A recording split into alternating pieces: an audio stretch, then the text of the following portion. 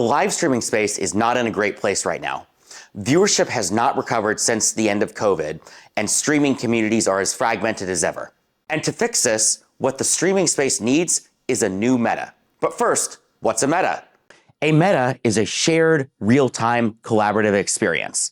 A meta is a vibe. It's an event. It's a happening. It is the thing that every streamer is doing, every viewer is watching, every person is arguing about or sharing about clips from all across the entire internet all at once. Metas used to be common. Here are some examples. Among Us was a meta. GTA RP was a meta. The original OnlyThings was a meta. VR chat was a meta. These are metas not just because they were popular games, but instead because they created this kind of ephemeral experience that every streamer was kind of participating in, as well as kind of their audiences. And metas are what the streaming space used to thrive on. And in a meta, basically everybody wins. Some of the most entertaining and viral moments come from metas. Small streamers kind of blow up and make their name in a meta. Big streamers blow up even more in a meta.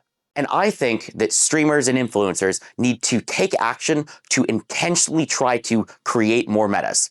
And this is how I think they should do it. To create a meta, you need three things. One, you need crazy and interesting characters. Two, you need interactions between these kind of characters and their audiences.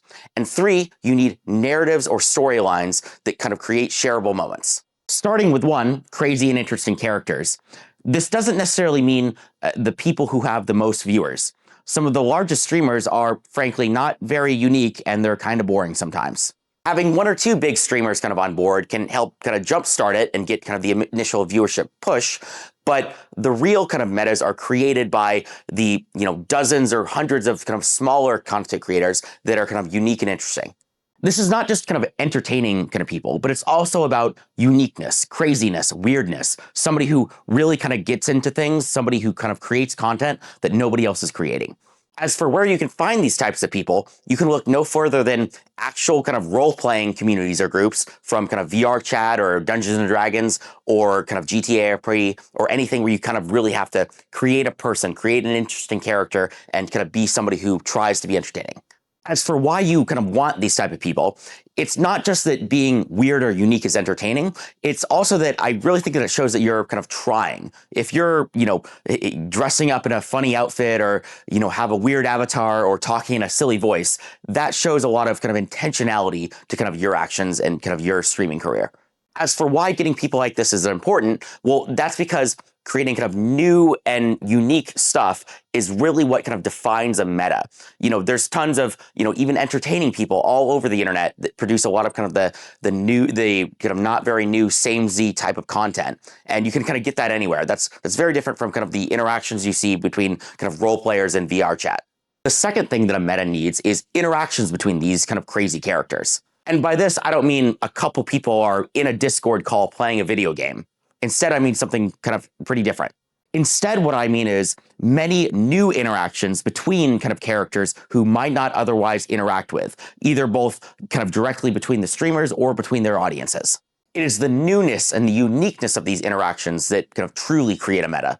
And in order to do this, the systems of kind of the game or event of the kind of meta itself should be kind of encouraging these types of interactions.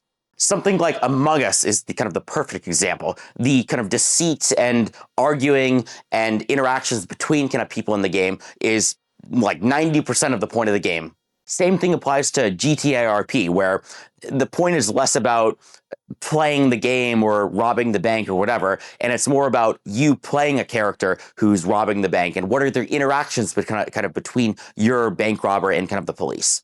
Another important thing about these interactions is that the interactions should be in some ways open to all, egalitarian, or kind of random. A Discord call full of kind of 5 people playing Valorant or Overwatch or whatever is precisely the thing that does not make a meta. This is both because these kind of samey, kind of clicky type interactions are kind of less unique and interesting, but it's also because kind of everybody kind of growing and benefiting together and interacting together really is what kind of makes a meta, not kind of the same repeated actions between the same kind of friends that know each other. And if things are a lot more kind of random like this, it produces a lot better results for kind of everybody involved in kind of the meta. Big streamers and small streamers very much benefit from these kind of random interactions kind of between people. Everybody has to get their kind of start somewhere. And oftentimes the best entertainers may not have, as many views right now, but these kind of metas and random interactions really are what kind of create careers and kind of drive growth for everybody. And the third thing that a meta needs is interesting, shareable stories and narratives. It's not enough to just have a funny moment on a live stream one time.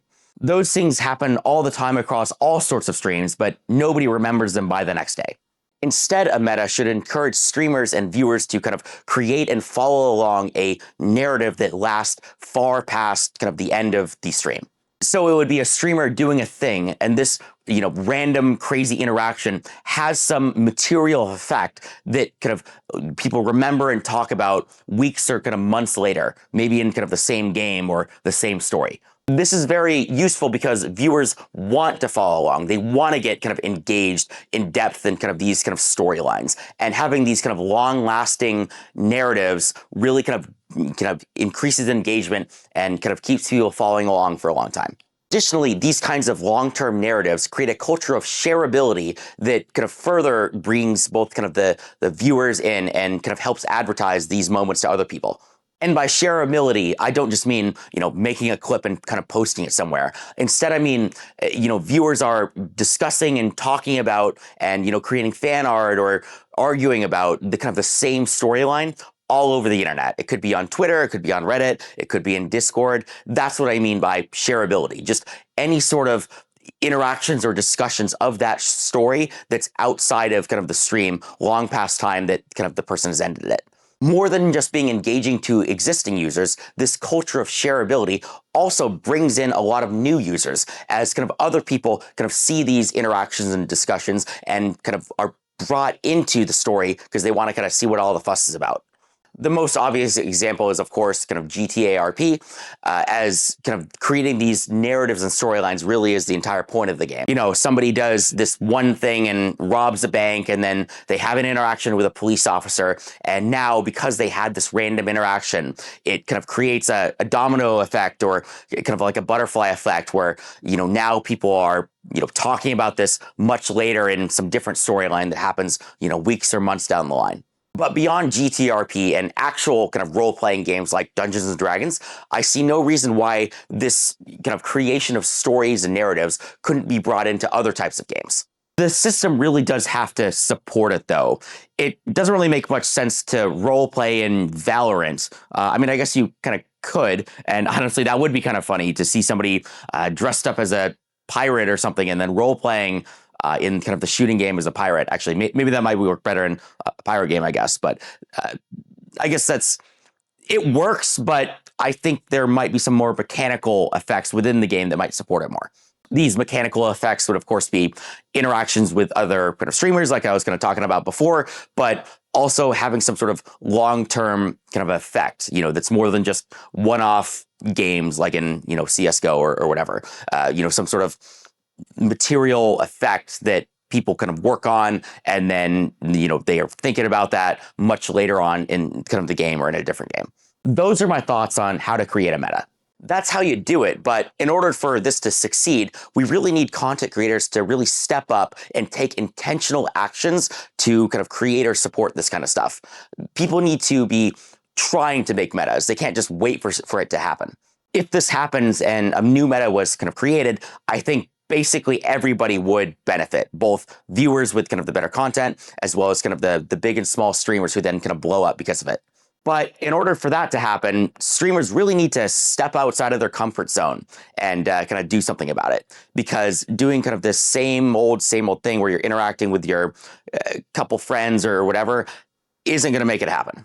And it would especially help if kind of some of the bigger streamers went outside of their kind of comfort zone to interact with people who might be very interesting and entertaining, but may not have as many viewers as they do.